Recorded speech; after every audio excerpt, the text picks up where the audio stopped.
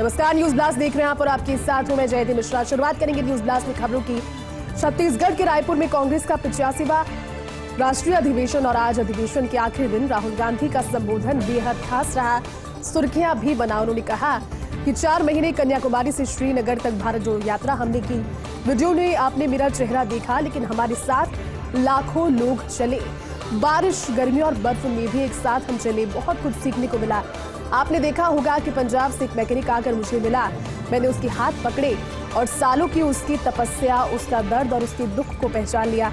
राहुल गांधी ने भी कहा कि लाखों किसानों के साथ वैसे ही हाथ मिलाता था, गले लगता था, एक ट्रांसमिशन सा हो जाता था। शुरुआत में बोलने की जरूरत होती थी कि क्या करते हो, कितने बच्चे हैं, क्या मुश्किलें हैं, लेकिन लगभग 1 से 1.5 महीना बीता और उसके बाद में बोलने की जरूरत नहीं पड़ती थी। जैसे ही हाथ पकड़ा, गले लगे, उनका दर्द 1 सेकंड में समझ आ जाता था। राहुल गांधी ने भी कहा कि जो मैं उनसे कहना चाहता था बिना कुछ बोले वो समझ जाते थे। सुबह उठकर सोचता था कैसे चला जाएगा और उसके बाद सोचता था 25 किलोमीटर नहीं बल्कि 3500 किलोमीटर का सवाल है कि किस तरह से चलना है, कैसे चलूंगा। फिर कंटेनर से उतरता, चल देता, लोगों से मिलता। पहले 10 से 15 दिन में अहंकार और घमंड गायब हो गया। क्यों गायब हुआ, ये सवाल आज तक उनके जहन में है, क्योंकि अरुणाचल से गुजरात तक भारत जोड़ो यात्रा निकालने का जिक्र भी आज उन्होंने किया और इस दौरान सोनिया गांधी भी भावुक नजर आई।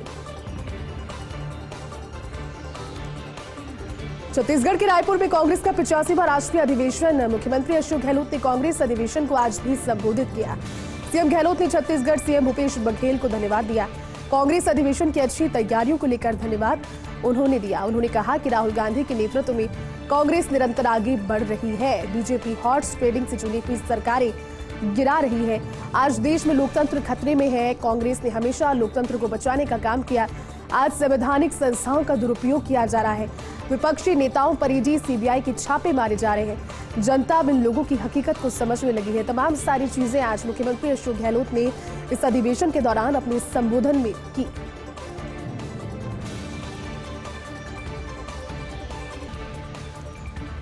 रायपुर में कांग्रेस का 85वां राष्ट्रीय अधिवेशन संपन्न हो चुका है। राहुल की भारत जोड़ो यात्रा की सफलता का जिक्र बार बार आज भी राष्ट्रीय अधिवेशन में हुआ और कहीं ना कहीं कांग्रेस इससे उत्साहित नजर आ रही है। राहुल गांधी की भारत जोड़ो यात्रा का दूसरा फेज जल्द शुरू होगा, क्योंकि संकेत आज अपने संबोधन के दौरान राहुल गांधी ने भी इसको लेकर दिए।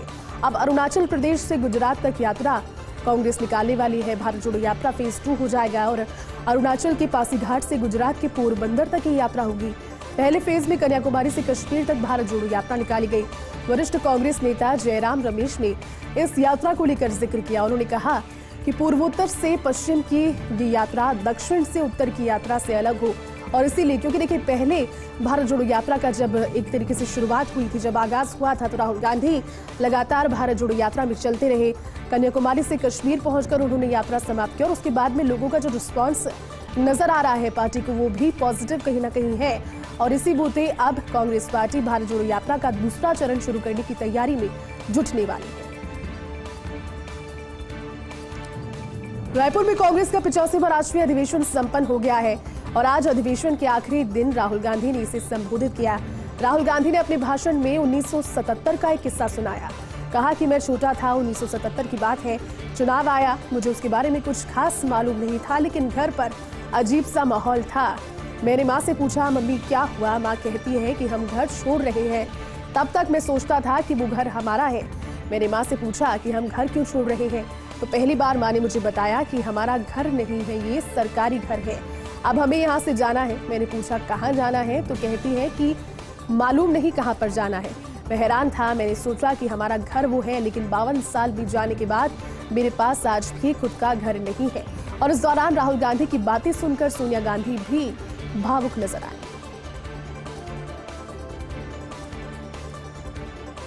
सीकर एसपी करण शर्मा को बड़ी सफलता हाथ लगी है। लॉरेंस और रोहित स्वामी गैंग का गुर्गा पुलिस के हत्थे चढ़ा है और सीकर पुलिस ने बदमाश दिनेश जाखड़ को गिरफ्तार कर लिया है। राजू ठेठ हत्याकांड का षड्यंत्रकारी है दिनेश जाखड़, जिसको पुलिस ने गिरफ्त में लिया है और अब कई खुलासे इससे होने की संभावनाएं पुलिस को हाथ लगी है। शूटर्स को उज्जैन से महाकाल, शिरडी, साई बाबा, तिरुपति बालाजी समेत कई जगह पर घुमाकर दिनेश जाखड़ लेकर आया था और ठेठ की हत्या करने के बाद दिनेश ने क्रेटा गाड़ी की व्यवस्था भी की थी।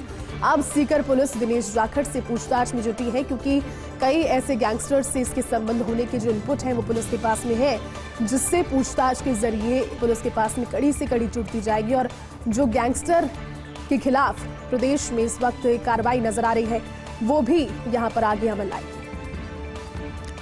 तो चलिए बाद आपका स्वागत है। आगे बढ़ते हैं। बीसलपुर प्रोजेक्ट शटडाउन पर अपडेट अब आपको देते हैं। कल सुबह से जयपुर में पानी सप्लाई शुरू होने वाली है और आज देर रात तक शहर के पंप हाउस में पानी पहुंच जाएगा। पिछले 3 दिन से जयपुर वासी परेशान है, क्योंकि पानी नहीं आ रहा था, शटडाउन था, लेकिन आज शाम में भी पानी नहीं आएगा। यानी कि आज की जो मुसीबत है वो और रहेगी। लेकिन पहले आज शाम तक पानी सप्लाई शुरू करने का भरोसा था, लेकिन अब वो जानकारी कल तक के लिए आगे बढ़ गई है। लेकिन अब कल सुबह ही पानी की सप्लाई होगी। इधर टैंकर से पानी बेचने वालों की चांदी हो रही है। 500 से 600 रुपए तक एक टैंकर की मांगे जा रहे हैं और जयपुर के कई इलाकों में पानी एक गंभीर समस्या पहले से।